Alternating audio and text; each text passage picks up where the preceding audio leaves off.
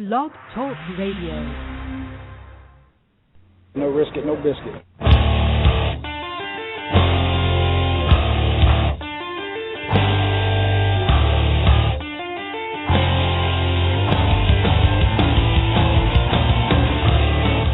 Coming from the Arizona desert, presented by SBNation.com. For Arizona Cardinals fans, by Arizona Cardinals fans, with outsider and insider's perspective, this is Revenge of the Birds. Good evening, Arizona Cardinals fans. This is your host, Jess for Revenge of the Birds Radio on the line.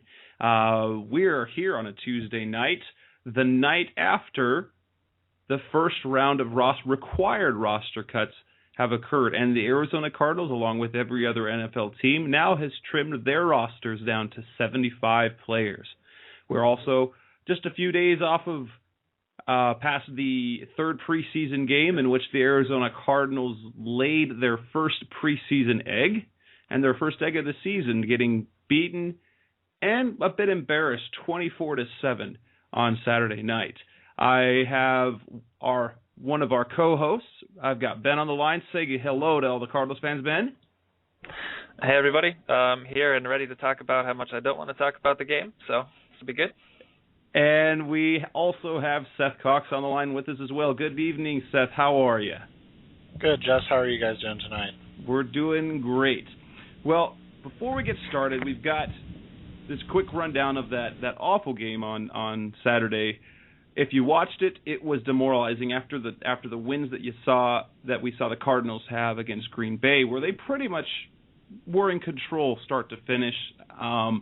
Then the Dallas game, where they struggled in the red zone, but defensively took care of business and looked still quite good, forcing all sorts of turnovers.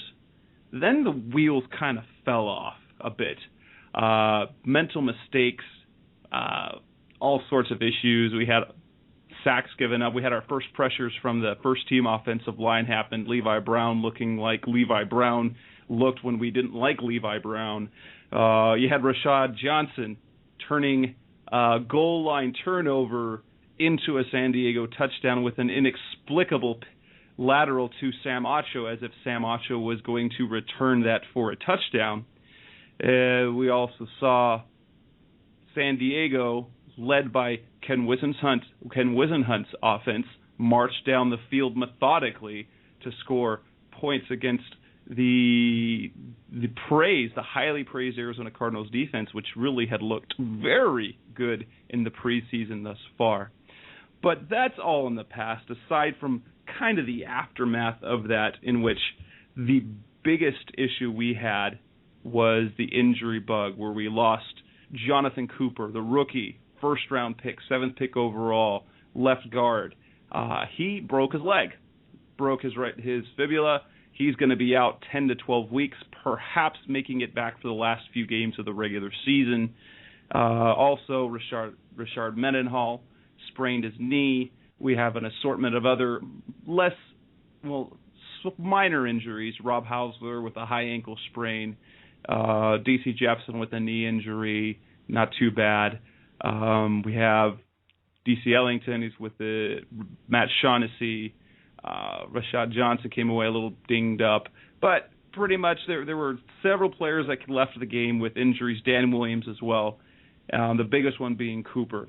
Now, before we move on to the topics, in the experience, I was there at the game, watching, doing my thing in the press box, and it felt like last season. It just felt like everything that went wrong could go wrong, with the exception. There was one positive I came out of that, aside from the running game, because the running game from the first teamers was great between Richard Mendenhall and Alfonso Smith, who looked like a viable NFL running back, not just as the special teams, the fourth guy that comes in. He looked good. But what I liked, and kind of the purpose why they had the starters go in the second half. The whole idea behind Bruce Arians sending in his starters in the second half was to go into halftime, make adjustments, come out in the second half, and then see what happens and play this to one series. Unfortunately, that was the series in which Cooper got hurt. But they regrouped. They were having a decent drive, and they recouped after that. 3 plays later, they found the end zone on a beautiful throw and a beautiful catch by Michael Floyd in the end zone. And so we not only saw a turnaround, and after that it sort of went awry. After that it wasn't great when you've got the bench players in for both teams. But I really like the fact that after that adversity of that injury to Cooper and the fact that they looked so bad right there at the end of the first half, that the offense, the first team, did come out and do exactly what we wanted them to do: come out, make adjustments, march down the field, and score, which they did. You guys, let's take you, Seth. What were your initial impressions after the game, and then after the fact, what did you take away from that? Well, the game itself was just, it was the worst thing that could have happened for the Cardinals that day. It was a combination of poor execution, poor play, really missing on a lot of opportunities, not looking like they were in sync. It looked more like the first preseason game than the third. And then you just factor in the injuries, not even looking at Cooper's, but just the injuries to other players, Dan Williams, Rob Hausler. Like you said, it was probably the worst a preseason game could have gone without multiple major injuries being involved, like there was back in Minnesota. What was that, 10 years ago in the Dome? But as far as the game goes, the offense looked out of sync for much of the game. Rashard Mendenhall in the running game and Alphonso Smith, like you touched on, they looked solid. There was a lot of good movement by the offensive line in the run game. And, a lot of that can be attributed to what Jonathan Cooper was doing in that game, his ability to pull and move, get to the second level, and open up blocks. Darren Urban even tweeted out during the game that Alphonso Smith probably would have ran for a touchdown if Eric Winston would have gotten to the second level and sealed off his man, something that we've talked about before in the zone scheme. But the thing that was most concerning to me, and something that you and I talked about on the preseason podcast, was the fact that the quarterback and the wide receivers are still so out of sync. That was something that I knew that it was going to take some time, and they came out in game 1 and even in game 2 at parts and looked really, really good. But then in game 3, it just seemed like they took a couple steps backwards. And I think outside of the injury to Cooper, that was the biggest concern for me, is that they still seem really like they're not on the same page at all in Arians' passing game. Ben, what was your take? What was your impression during the game and a few days after the fact? What are we looking at? Well, you called it demoralizing, and that was pretty much exactly what it was. Just watching the game, watching Cooper go down, it's kind of like watching someone get shot. I mean, you see it happening, you know it's coming, there's nothing you can do to stop it, and then boom, and he's down, and it just feels awful. And I didn't even know. I was Googling in I think the third or fourth quarter, trying to figure out, if what exactly had happened to him, if he was going to be back, if he was done for the season, because it just looked so bad. And that was how I found out that Dan Williams had gone out, and I think Mendenhall or somebody else too. I didn't even realize during the game that it happened to them. So just watching it, it was really tough.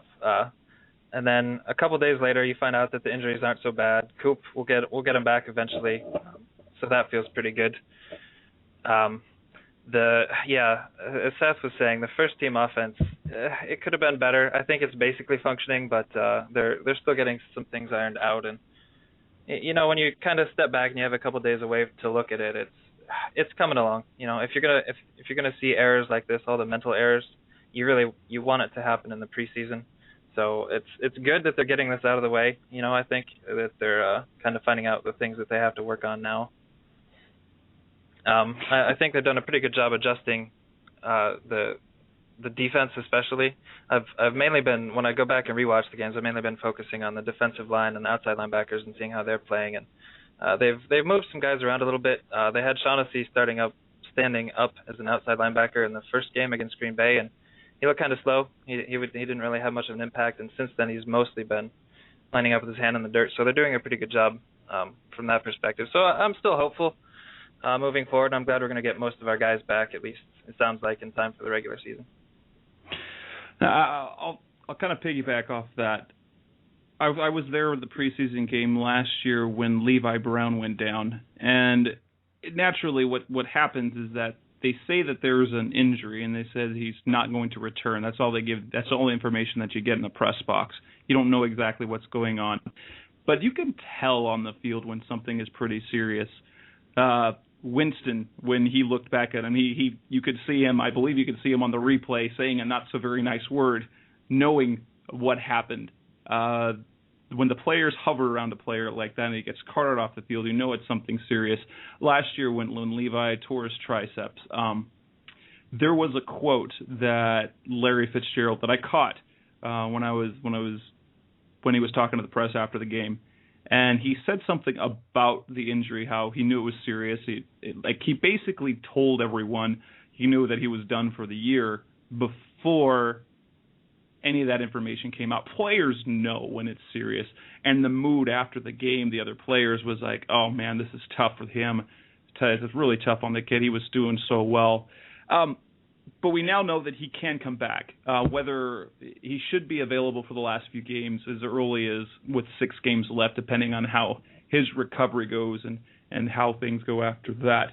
The decision was made, Darren College shifting from right guard to left guard, where he played his entire career before this year, and then promoting Paul Faneca, who is, by the way, has been a camp surprise. He'd been used pretty much.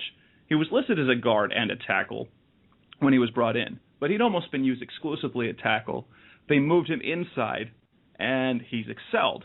He's excelled quite a bit, and there was even a little bit of talk there when Darren College was out with his leg fracture that Faneca perhaps could overtake him. That didn't happen, but rather than what they did in the game, they brought in Shiloh Rashal to come in at left guard, as he's the primary backup at left guard, and he was in there for those 3 plays, and that was it. So instead of promoting Rashal to the starting line, it moved College over, bring up Faneca. Seth, what's your take on that? How you like that decision, and what do you think Cooper's impact is going to be, if he's going to be able to be effective, if he's going to get any games in, or is he going to be pushed enough that he's going to be asked to play perhaps before he might be ready? Well, one of the things that benefits me outside of writing for Revenge of the Birds and some other sites is that I actually work at a hospital, and I talked to 2 different doctors the last 2 days, just that are football fans, and just got their information on what they thought of the Cooper injury, and they both told me the same thing. It's a 10 to 12 week injury. The 12 weeks is if he would have had any plates or rods put in. Coach Arians came out and said that he didn't have any rods put in, so that takes 2 weeks off the process basically. And they said it's 10 weeks, but they gave that with a caveat. They kind of to want to see Cooper this year.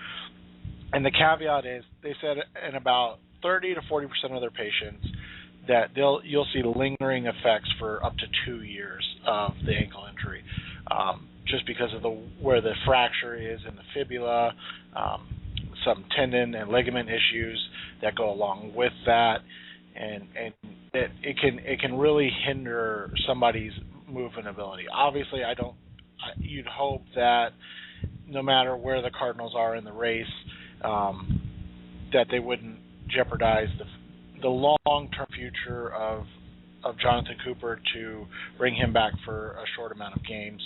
But that kind of had me thinking that no matter what happens this year, give this guy a medical red shirt, so to speak. Let him heal up, get completely healthy, give him a year off, basically, and then bring him back and ready to go in 2014. I know that's not what anybody wants to hear. I know everybody wants, even Arian said they don't want to have 2 rookie seasons for Cooper.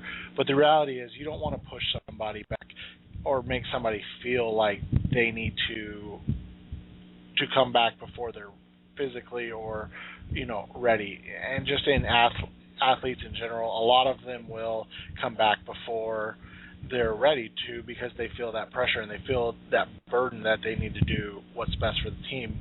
A lot of times putting the team before themselves. So, all that being said, obviously it just depends on Cooper's rehabilitation and everything, but I'd really like to see him just take the entire year, because the thought process is if you bring him back, you're in the playoff hunt most likely, and if you're in the playoff hunt, that means your offensive line, the move of College to left guard, the move of Faneca to right guard has worked out for the most part, and at that point, why mess with something that's working? I understand the fans wanting to see him. I want to see him play, but I want him to be completely healed. I want him to be ready to go. As far as the movement on the line, that was what I expected. I kind of said that I expected them to move College back to left guard and put Faneca in at right guard. It just made the most sense. You look at what College's history is. He's not, he hasn't actually, blown anybody away with his play in Arizona over the last 2 years. But he's consistently solid, and he's a guy that you can count on. Faneca is playing a new position, as you said, Jess, and the question with Faneca is going to be, can he hold up at the point of attack versus speed? That's something that killed him on the outside. You can kind of hide him on the inside in that case, but just the way the NFL is going now with those quick interior linemen, it's a big question mark, especially with a guy like Palmer, where he's very adept at stepping up into the pocket, stepping out of pressure, but if he's getting pressure from inside, from the left tackle, that could spell trouble. Interesting fact we just got, thanks to Sean Church, one of our staff writers as well. He just tweeted both you and me. He tweeted to you and me, Seth, that so far this preseason, according to Pro Football Focus, Darren College is the 5th highest rated guard this preseason. That's from the right side. Some might argue, all right, he's doing well on the right side. Why move him back? Interesting thing, if I recall back to the offseason when College was moved over there and we were talking to him about the move, he had to focus on some technical things because he had to do things pretty much backwards, the opposite he was used to doing. And it allowed him as a veteran to go in and focus on that technique as opposed to something he's always done. Sean seems to think College will step right into left guard and it'll be like riding a bike. I tend to agree with him. That's going to be, and having played the right side, I think will actually benefit him. Ben, what do you think? What do you think of the position change or the position shift? Would you have gone a different direction? Would you have left College on the right side? Since assuming that Cooper does come back that season, then you're going to see College shifted back over to the right side, moving him again. Well, as far as College playing better, I think it probably is helping him a lot that he's not next to D'Anthony Batiste anymore. As far as the shift that they made on the as far as the shift that they made on the line, it makes sense. College pretty much spent his entire career playing left guard. Faneca, like you said, is having a good camp. He was pushing to start anyway. So short term, I think those guys will be able to cover it. It's going to be a step down from Cooper, obviously, but I think we'll be okay. And I think if you look at the depth, Sheila Overshaw, Watford, and Kelemete, at least one or two of those guys should be able to work as backups. It's good news for Kelemete, I guess, because it gives him a chance to make the team now, but we'll see what happens with that. When you look at Cooper, I think because he's so good, because he could be such an impact player for the Cardinals, I think you have to put him on the the recallable injured reserve list, the one where they can come back later in the season? Yeah, the name injured reserve designated for return. Right. Yeah. I think you have to put him on that just because he can be so good for us. Obviously, you don't want to hurry him back, and if he's not ready to play, then he's not ready to play, and you kind of wasted that spot on him for nothing. But I think it's worth the investment just because of the kind of player that he can be.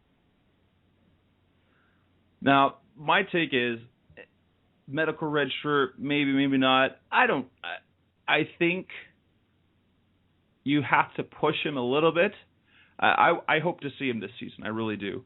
If anything else, that way he doesn't lose completely that first year. And in part as well, late in the season, those soreness issues he's going to have with the ankle and the leg, the tendons in there, playing in an abbreviated season will actually, I think, help alleviate some of those issues as you see some players coming back from injury. I'll take the example of Greg Toller. Greg Toller's issues last season were not because of durability issues about being injury prone. Those hamstring injuries that he was suffering in the soreness in the knee was about recovering from his ACL tear, and it was his body getting used to that, and that he was using, and that it would linger throughout the last season. Cooper comes back. I'm gonna say that's going to be a good thing. He comes back. Yeah, he's not going to be as good or as effective perhaps as he would be if he medically redshirted, but you get him out there on the football field, you're going to let those soreness issues, some of those issues pop up a little bit now, but with a shortened season, he's going to have that deal with that in the offseason, be a stronger player for year number 2. You're listening to Revenge of the Birds Radio. I'm Jess Root. We've got Seth and Ben on the line. If you want to join us in the conversation, give us your take on the preseason game, on Jonathan Cooper. We'll be talking about Ryan Williams here in a minute and roster cuts in general. You can give us a call at 646-478-3787. Or if you are not a phone available, you can tweet me at Senor Jess Root or at Revenge of Birds. And you can get your take on the air as well. Moving on from the Cooper injury, we had roster cuts. There was really no surprise. The 75 players, the first round of cuts typically are fringe players. They're the back end of the roster that no one thought was going to make the roster. Probably the biggest surprise would be just 4 days after signing Dan Carpenter to compete with Jay Feely for the kicking job, Carpenter is sent packing. He's signed with the Jets, and they cut a whole bunch of other players, 11 in total, 12 total, and they signed another tight end today. They signed a tight end so that they can have some more depth, as they do have the injury issues. Jeff King still has some soreness in his knee. Rob Hauser with a high ankle sprain, and then a gaggle of tight ends who really haven't done much in the preseason. Any surprises from either of you, particularly on the Carpenter issue, or the fact that they picked up this new tight end? What's his name? Forgot the name. Quinn. They picked up Richard Quinn, previously of the Bengals. Actually spent almost all last season inactive. Anything you guys would surprise either of you? What about you, Ben? Were you surprised about the Carpenter cut or any of the other guys that were let go? Not really too much, no. I never really thought Carpenter was anything special anyway. I don't want to talk about kickers too long, but he was the kind of guy that, he would line up and he'd miss a 20-yard field goal, and then they'd ice him, and he'd make the next one. And on the stats, he looks fine, but in the back of your mind that, you originally missed that chip shot, so it's no big deal to me. They wasted $100K, which for a football club isn't anything too significant, I don't think. Anything from you, Seth? Any thoughts? I was a little surprised by the Carpenter signing to begin with, and then the immediate removal. I know Mike Jurecki had talked a lot about they had their eyes on 2 other kickers that are still out there that they haven't signed yet, so apparently they either didn't get cut yet or they're just kind of biding their time. So apparently it's not Kickalicious, because he got released today, it looked like, by the Lions. But as far as the tight end acquisition goes, that's expected. The tight ends, and we can get into this later, but the tight ends have been abysmal thus far this preseason. Starting from the top of the Rob Hauser all the way down to DC Jefferson and Corey Sperry. The whole lot has been nothing to write home about. Jim Dre's shown flashes, but other than that, it's been a really bad preseason for the tight end position in general. So I wasn't surprised they brought in somebody new, just to see what he could do and see if maybe he could make an impact as opposed to what has been occurring. Well, my preseason pick that we were on the show before, my preseason pick of who I thought would be the surprise cut actually makes me kind of look silly now. I believed Jeff King would be the guy that would get left to the side, being the veteran, the slightly more expensive player, because we would get guys like Jim Dre or DC Jefferson saying, okay, we can do that. That hasn't happened. Jeff King is a lock for the roster. I've given pretty much because Jim Dre hasn't done anything special. I think he's done the best. He's done the best so far, but nothing special. Corey Sperry last week, it was a nightmare. 3 penalties and a dropped pass. That's not what you want to do after you've been injured. DC Jefferson, he made a Larry Fitzgerald-style catch on one thing, and then the very next time he was throwing the ball, it hit him in the numbers and bounced off and got picked off. That's kind of been Jefferson's camp so far. I haven't really seen anything else. Gottlieb, but yeah, the tight end position, as important as it's going to be in the offense, has really been abysmal. Let's not talk about that. Let's go to kind of the hot button issue of everything right now. We've got someone along the line, so let's see. But before we move on, hello, this is Jess from Revenge of the Birds. Who have I got on the line? My name is Ryan. Am I on? Is this? You are on live, Ryan. What would you like to tell us? How's it going, Jess? It's doing great. I just wanted to give my thoughts on the preseason. I think overall I was very pleased with the first 2 games, especially with the pass protection, being able to give Carson Palmer a pretty good pocket. Obviously, I think the third game, I kind of wanted to ask if I'm reading maybe into too much of the third game, but to me it was just a disaster, I think, on all fronts. With the exception of the running game, I was pleased with how we were able to run the ball. Very impressed with what Rashard Mendenhall was able to do. But in terms of just a lot of mistakes, a lot of penalties, I don't think Levi Brown has had a very good preseason at all. Obviously, losing Jonathan Cooper, having some other guys banged up, and just a lot of mental errors. It seemed like to me I was watching a game from last year, personally, in terms of the mistakes and the penalties. And, a guy I really haven't been impressed with is Rob Hausler. I've been hearing people for the past 3 years talk about how really good Rob Hausler is going to be and how much of a weapon he can be. And, yeah, he has shown some flashes, but, against the Cowboys, he had a big drop on a touchdown pass in which he was pretty open. I've seen that play happen at least half a dozen times in his first couple seasons. Thanks for talking to us. I'm going to point out something about Levi Brown. Levi Brown, up until the San Diego game, he had a penalty in each of his first games. But if you look at the numbers of when he came to his assignments, he did not give up a single pressure during those first 2 games. And obviously, that kind of changed in this last one. So I'm going to defend Levi a little bit. Levi's who we thought he was. Fair. He did fine the first 2 games. He did have the penalties. But you also have to look on the other side. Who was he facing? He was facing a Hall of Famer, future Hall of Famer, Dwight Freeney. That guy makes every left tackle look silly. And there was the last sack. Levi ended up on his butt. That was the most embarrassing of them all. He literally ended up on his butt on the play. But yeah, the Levi, he had a bad game, but he's had a good camp. And he's had a decent preseason. So Hausler, yes. I think we're all Hausler's this, Hausler's that. He's going to be the breakout play. He drops passes, and he gets hurt. We're going to have to wait and see. Now, last year, he did well. I mean, he did okay. I believe he led the division in tight ends and receptions. And he had terrible quarterback play. If I could just ask one more question, and then I just kind of want to know how much you guys really read into that third preseason game. I know a lot of people think it's the game that will kind of give you the best idea of where your team is at for the regular season, just because of how late the starters are going to play.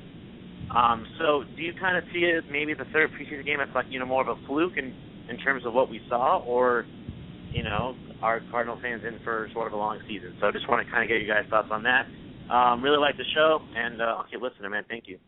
Great. Thanks for calling in. Hey, Seth or Ben, you guys want to take that last question?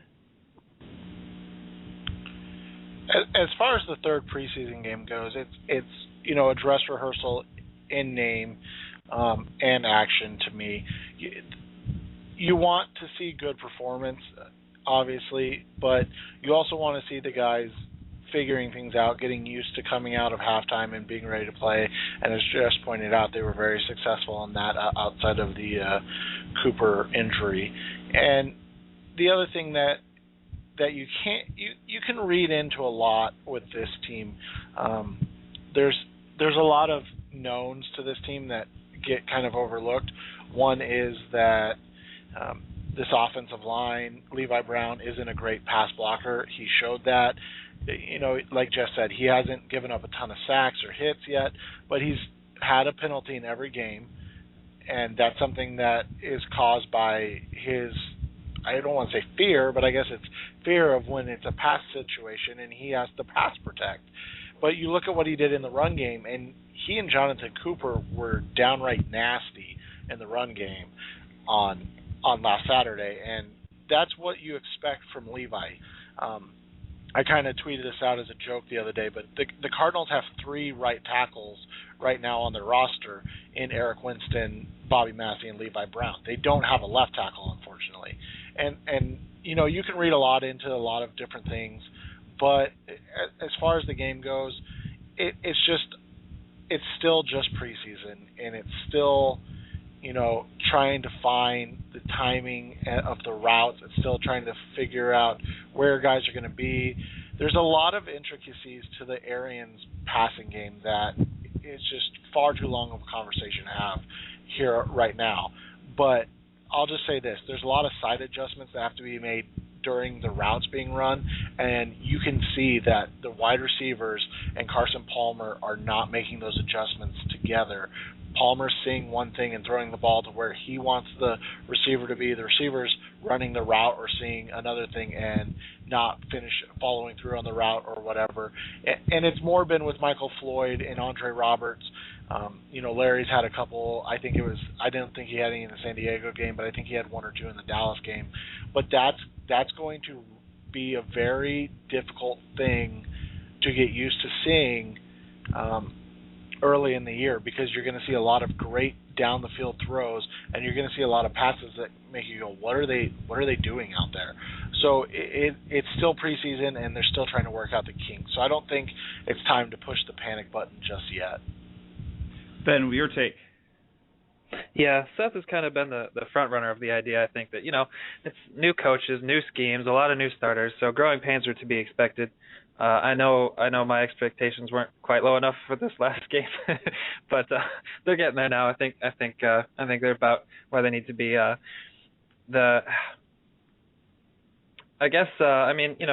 you said, it's still preseason. They still have a little bit of time. Everybody's still learning. I think that's pretty much what we've seen, and I think hopefully they'll continue to assimilate in the new offense and just get better. And I'll take away from this preseason game and how it looked. Yes, it's kind of the dress rehearsal, but based on what we see, that's the worst we're going to see, I imagine. I really can't imagine going in any, knock on wood, of course, I can't see anything going worse as a starting unit, both in all 3 phases of the game, offense, defense, and special teams. I think that's the worst it's going to be. And even then, even with that, if it weren't for the just boneheaded decision of Rashad Johnson trying to toss the ball to Sam Acho. I get it if it's Patrick Peterson or Tyrann Mathieu there. Sam Acho isn't going to go anywhere with that ball. But if it weren't for that play, it's a 7-0 game. And you can live with that. And so that's as bad as it gets. This is Revenge of the Birds Radio. You're listening to Jess. I'm your host. We also have Seth and Ben on the line. If you want to talk to us, we're still talking about Arizona Cardinals preseason games, about roster cuts, looking forward to the regular season. You can give us a call at 646-478-3787. We'll be on the air probably another about a half hour.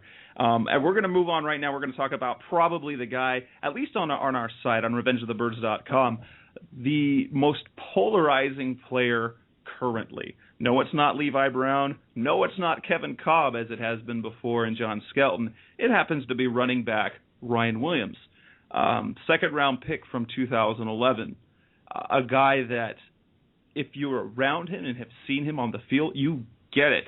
This guy has something about him that just makes you want to root for him. When he went down with his preseason injury, his patella tendon tear, he already had it's something that was commented, the way his teammates reacted to him as a rookie just told you what type of person, perhaps player, that he was. last year he came back. He admitted he was running a little bit scared, which is interesting after the fact. He said he was ready. You heard him talk ready all through the preseason in 2012. He said it the entire time that he was ready. Then he had issues. He did not run well. And then he had the shoulder injury that ended his season. This offseason, he says it's a blessing in disguise. He goes through the entire offseason workout time and offseason workouts, OTAs, minicamp.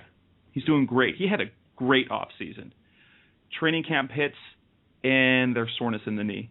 And at the most inopportune time, he misses 2 weeks. He misses over in 2 weeks of practice, and he misses the first 2 preseason games. And now he's battling maybe for a roster spot. Many people think that he's gone. There are a couple of readers who are adamant that the guy is a bust. It'll be interesting to see what happens. He gets 2 carries on Saturday. 2 carries, 5 yards each. They were 2 carries for 5 yards each, 10 yards total. There was a reception for 6 yards. And I caught this. That was a great sequence for Williams. Granted, he was running with the third-team guys, but he made on that reception, it was a great play. He was in pass protection. He knocked the linebacker on his butt and then found his way into the open field to make a reception. It was a great sequence. He's going to get – there's the rumor that he's being shopped around. He's set to get a lot of the majority of the carries Thursday night in the final preseason game. But the question is, keep him, cut him, or trade him? Ben, what do you say? Well, I'm going to say keep him for now. If you look at it, I guess, analytically, I mean, he's still on his rookie deal, so he's pretty cheap. He's well-liked by his teammates. You don't have the character concerns, so there are really no problems there. It's just whether you have the roster space to afford to hold on to a guy that, to this point in his career, has pretty much been all potential. I don't think he played really that much his senior year at Virginia Tech. He had injuries there, so he's barely played in 3 years, I think, which is kind of ridiculous in the NFL. Not many players can hang around that long and without producing much. I just think if you're happy with what you have with Alphonso Smith and Stephon Taylor and Andre Ellington, then you can probably afford to trade him, because whoever's behind Mendenhall isn't going to play that much anyway, and you've gotten to see Smith and Taylor. You've gotten to see everybody play except for Williams. So by this point, the coaches should have a pretty good idea of what they have in those guys, and if they're comfortable with them as the backups, then they can afford to trade Williams. If maybe they're not sure, or if they were really impressed by him in camp, then keep him around. I think they should probably keep him around, because he could be pretty good still if he hasn't lost his speed. If he can bounce back one more time. At least hold on to him until the trade deadline, and maybe ease him into the lineup a little bit. Maybe increase his workload as the season goes on, and see if you can feature him a little bit, and maybe get some people interested in a potential trade there as the season goes on. What do you say, Seth? Keep him, cut him, trade him? Well, I'd love to trade him, but I really don't see anybody that's willing to give up even a 7th-round pick. I mean, maybe you could get a 7th-round pick for him, but at this point, most teams are going to be like, well, you're not going to keep 5 running backs on the roster. If they do, that'll be odd. So, we'll just wait till you release him. But my whole thing with Ryan Williams is simple. You have a guy in Rashard Mendenhall right now who is injury prone, has been injury prone, whether it be this year, last year, or just fluke injuries throughout the past. And I really don't see having a guy that is just a running back on the roster that doesn't contribute to teams being on the roster in a situation where you don't want to ask him to have carries. I mean, Jess, you might have the information. I don't have it in front of me, but I can't remember the last time the Cardinals dressed 5 running backs on game day. They typically dressed 3, and I think last year we saw them dress 4 a couple of times when Beanie was still healthy, well, sort of healthy. But to dress 5 running backs on game day is really not heard of. And then, that means that you're going to have somebody like Andre Ellington or Alphonso Smith inactive, and you're then just, a Rashard Mendenhall injury away from, Ryan Williams maybe getting the bulk of the carries, and that's just not something that I'm super excited about or comfortable with, for that matter. So at this point, I think it's just time to cut ties and let him go elsewhere, see if he can get healthy and make an impact elsewhere. Sometimes a change of scenery, even when it's not because somebody's played bad or anything like that, but sometimes a change is just best for everybody involved, and I think that's kind of what this is. So here's something. Actually, I've had a series of tweets come in recently, and this is actually a question. I'm going to throw that back out to you guys. Ryan Lindley may or may not have a spot. Bruce Arians might go with 2 quarterbacks. He's done it before. He's been on lots of teams that go that route. Palmer and Stanton. Do you keep Ryan Lindley? He's not practice squad eligible because he was active too many games last season, so you can't stash him there. If it comes down to Ryan Lindley or Ryan Williams for the 53rd spot on the roster, do you go with Williams or Lindley? Do you go with the 3rd quarterback or the 5th running back? Ben, which way do you go? Oh, man, that's so tough. Is there another option? I did. This is a tweet that came in from Sean. He says go with Williams just in case Williams gets it finally. Another one comes in, says love Williams, but if that's what it comes down to, one or the other, I keep Lindley. It hurts to say that. And then Nick Kent Hodder over across the pond over there in New Zealand, he says only downside, we can't stash Lindley on the practice squad. And then someone else responds, Sean responds, I don't see that as a downside, the fact that we can't keep Lindley on the practice squad. So you go Lindley or Williams?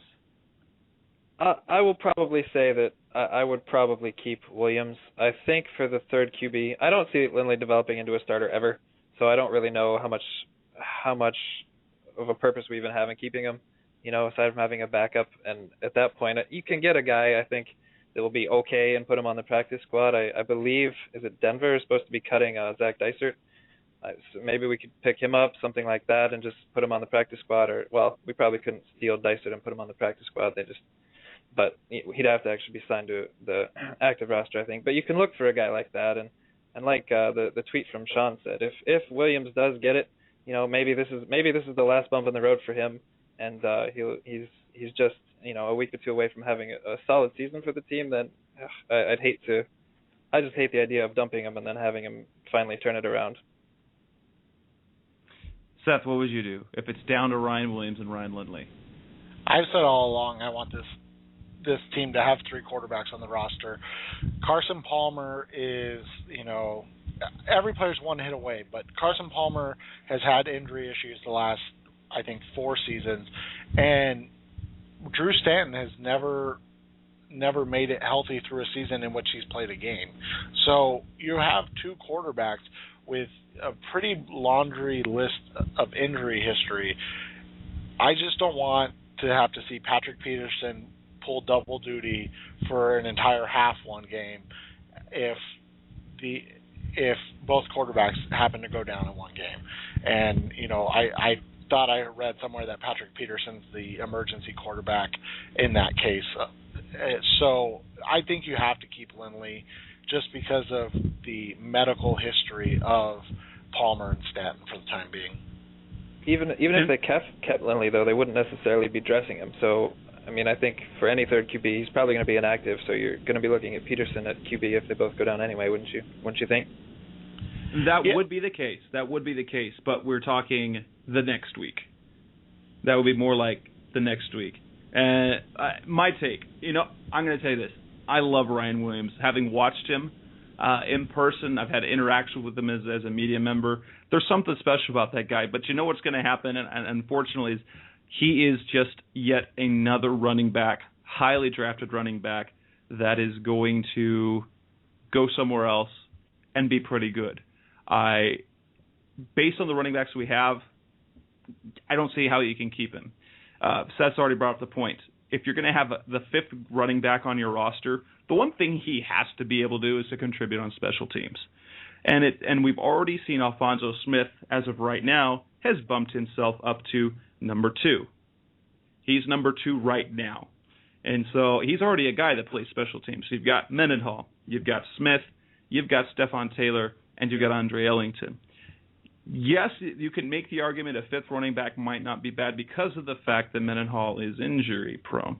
And so you have a guy who can step in and be ideally the primary back. But I think there's someone somewhere that will take Ryan Williams off your hands if he has a good showing on Thursday. And it won't get much for him. It might be something like the A.J. Jefferson trade where it was basically a swapping of picks where we'll send you Williams and our 7th round pick, and you give us your 6th, something like that. But even then, I think it's worth doing. Keep him. I would love to keep him. I don't think there's room on the roster for him, and I think he will be. Successful somewhere else. He'll get it, and we'll look at him. But add that to the Thomas Jones and the Garrison Hursts of the history of the Cardinals that are running back.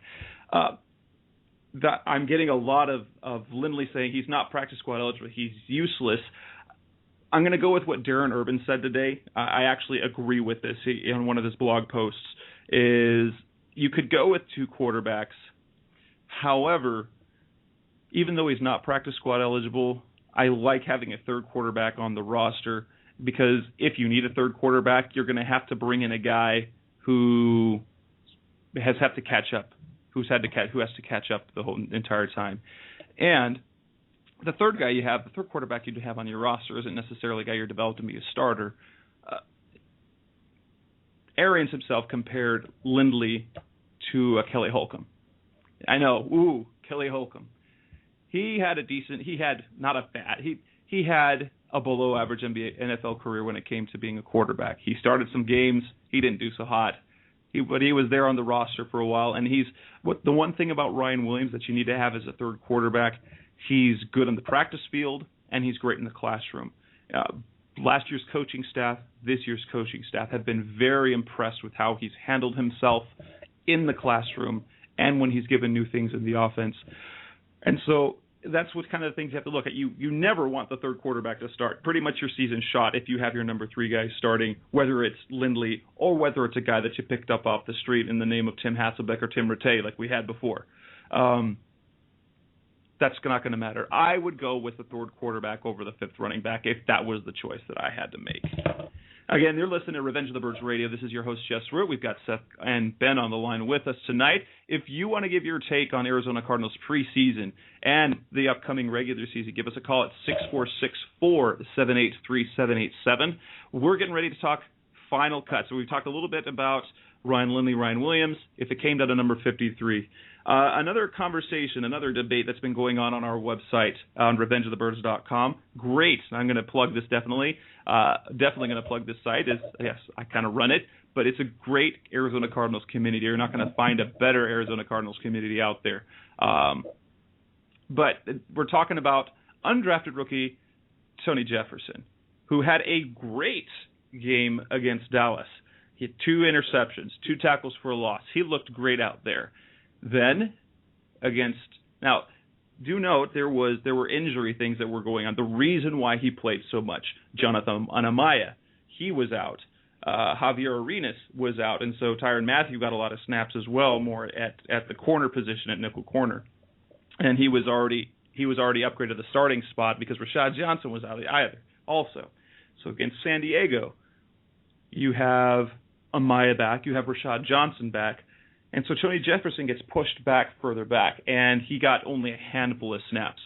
There is the growing sentiment that you have to find a spot for Tony Jefferson on the roster. And I personally have nothing against Jefferson. I'm speaking of how the roster tends to go. Number 4, safety. If you're going to would you keep Tony Jefferson or Jonathan Amaya on your roster if you came down to those 2, or would you keep Jefferson as a 5th safety? I personally don't see a 5th safety being kept. And if you're safety number 4 on a team, the one thing you have to be able to do is play on special teams because a 4th safety doesn't see the playing field on defense. And if we talk about Arizona Cardinals history, our 4th safety last year, James Sanders, played special teams. Before that, Hamza Abdullah, Sean Considine. There was Considine. He ended up being number 4, and then number 5. It was during Kerry Rhodes' injury and then recovery. Rashad Johnson and Hamza Abdullah. Those are the players who are the number 4 safety. They don't see the playing field defensively, and so they have to play special teams. Tony Jefferson thus far has not shown to be any sort of impact player in special teams, and Jonathan Amaya has made a name in the league for being a great special teams player.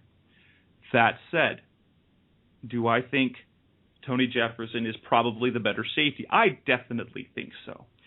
So Tony Jefferson, I would like to keep him. I think he'll be able to. I don't think he'll make the team. That's my honest opinion. I don't think he'll make the final squad, but I think he will be a perfect practice squad player. I don't think he's going to be that sought after by other teams. He had 2 interceptions and 2 tackles for a loss against bench players, and he wasn't drafted. So I don't see how he's going to be a hot commodity coming out of camp if he gets cut. There's a lot of other guys who are going to get before him. So I'm going to see him stash him on the practice squad, and if one of the safeties ahead of him gets injured, say Rashad Johnson or Jeremiah Bell or Tyrann Mathieu gets injured, you can bring him up, and he can be a guy that gets rotational time defensively, and Amaya still plays special teams. Now I'm going to flip it to you guys. Seth, do you think Tony Jefferson should be on the roster, and do you think he will be on the roster? One of the things I was really confused with last game was the fact that Jefferson didn't really play, and I don't know.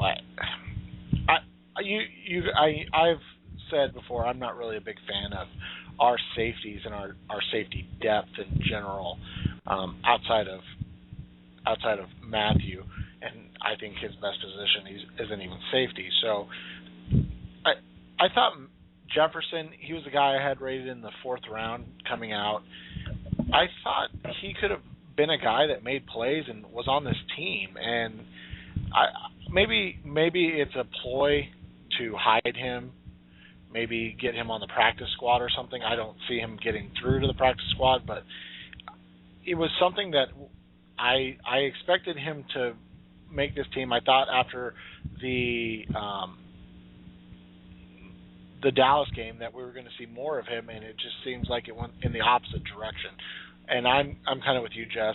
For whatever reason, I don't see him making this team. I don't see it happening, and that's unfortunate because I thought he was a guy that wasn't only going to make this team. I thought he was going to be able to make an impact. Interesting. And I've always said it. This is a discussion that was online. It's not for me. It's not a case of is it going to be Jefferson or Jonathan Amaya.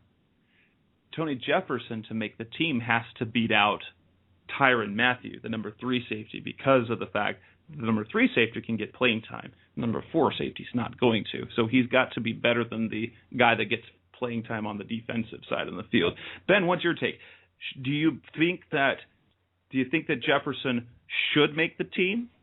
And do you think he will make the team? And if not, do you see him returning as a practice squad player?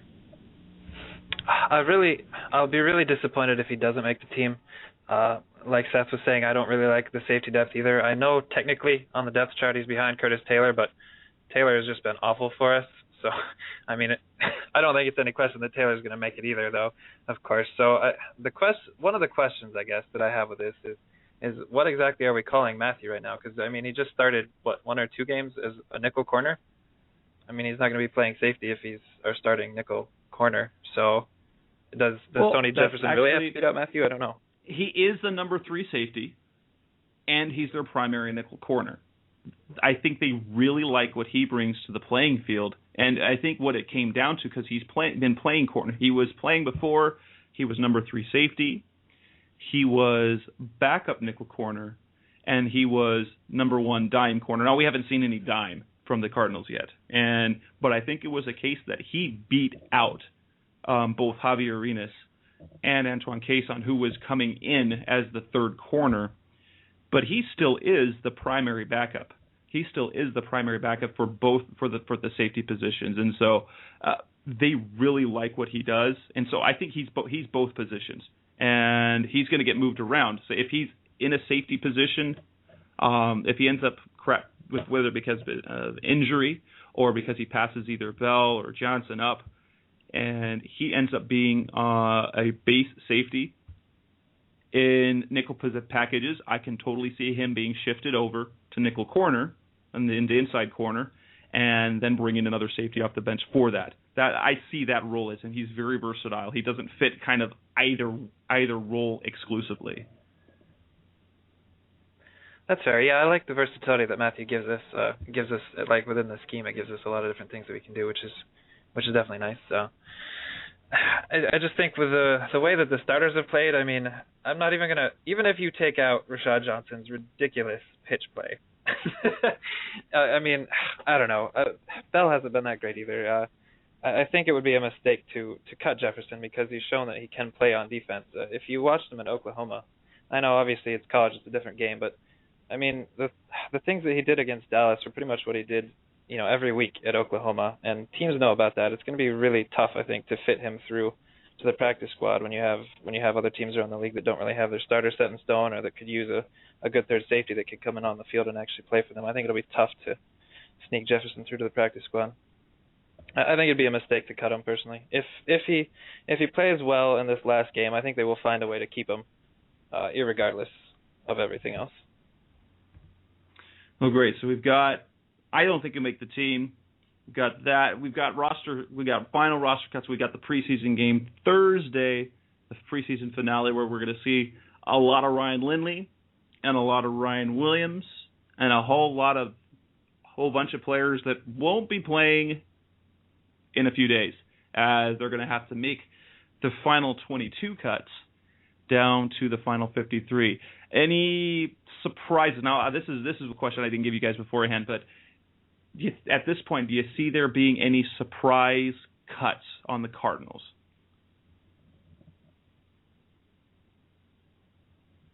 Let's kick it to you, Ben.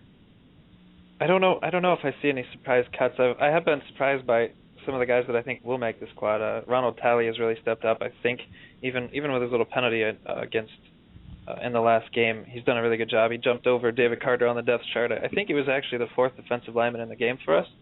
So there's no question that he's moved up, and I think he could definitely make it. As far as cuts, I mean, you look at the tight ends, there could be a surprise there because I'm sure that's a position they're still going to be looking at. But would anyone really be surprised by anyone that was cut from that group? I don't know. I wouldn't. Seth, any kind of unexpected cuts you think might be happening?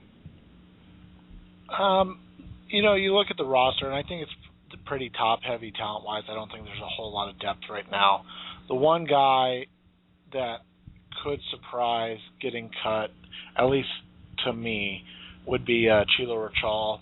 But I just think with the injury to Cooper, and I don't see how you can cut him at this point just because there's so many other – you don't really have many other options.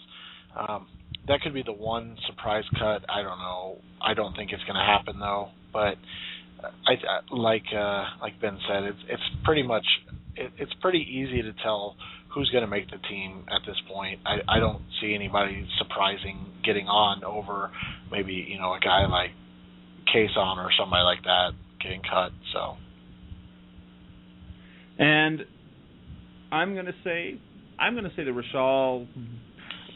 Because I think Rashal's going to see his way out of the roster because you're going to look at the backups and the number. It depends on the number of the linemen they keep. If Cooper ends up on the IR to designate to return, so you have to have another guy on the roster. Mike Gibson, who's the backup center, also can play guard, and so he's the veteran guy that they're going to keep. So you're going to keep Potter, you're going to keep Massey, and I think you're going to have probably 9. I think they're going to do 9 linemen, so you're going to have Gibson at center, and then I think it's going to be Watford. Even though we really haven't seen much of him, he's the young guy they're going to keep around. Calamete, I think, is out of a job unless he is practice squad eligible. He wasn't active enough. I'm almost 100% sure to go back and check, but I'm almost 100% sure that he's practice squad eligible if the team still wants him around. But I'm going to say that Watford's going to make the team over Rachal. Anything else you guys want to talk about, share, comments before we close up shop for the night? I just want to make one more comment on the game overall. I think the other thing that there's a big concern about, Jess, you and I had this conversation before, is the lack of pass rush still being generated. I know it's still preseason and things like that, but the Cardinals still cannot win one-on-one getting to the passer, and that's a concern, because I think with the coverage issues we've seen in the secondary and the coverage issues we've seen Minter have, Brinkley have, and Carlos Dansby looked really slow. I know it was his first game back, but he looked really, really slow coming back last game. I think you can't really bring pressure from multiple angles like Ray Horton did, because it's gonna burn you, sort of like Horton's defense did, and that's just a concern that I've had all along, and it hasn't really been quelled yet during the preseason. I haven't seen anything to show me anything different at this point. Final thoughts, Ben? Aside from, I was going to respond to that. I've basically just been watching the defensive line, and I've gone back and rewatched the games, and I think you're pretty much right. Aside from Calais Campbell, there's nobody winning consistently on the defensive line. I think one thing that would really help, and this may be a shock to some people, but it definitely won't be to everybody, I think Dockett needs to start losing snaps. Easton and Shaughnessy have both done a pretty good job as defensive ends, lining up their hand in the dirt, and I think either one of those guys could probably take snaps away from Dockett and have more of an impact in pass rushing situations. Oh, I couldn't agree with you more, Ben. That's something that Jess and I hit on the last podcast, is how just the off season of talk he had. Yeah, it's been a disappointment, I think, for sure. Well, thank you, too, for joining us tonight, and we're going to go ahead and close up shop. We've got 2 more nights. We're 2 nights away from our final preseason game. We're a week and a half away from our regular season debut, when the Arizona Cardinals travel to St. Louis to kick off the season against the Rams. Thanks for listening, everybody. This is Revenge of the Birds. You can find us on iTunes. You can find us on Stitcher Radio. Of course, you can find us at revengeofthebirds.com. Thanks for listening. Have a great night.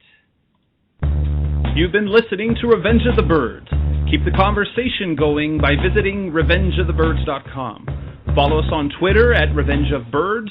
You can also find us on iTunes at facebook.com/revengeofthebirds.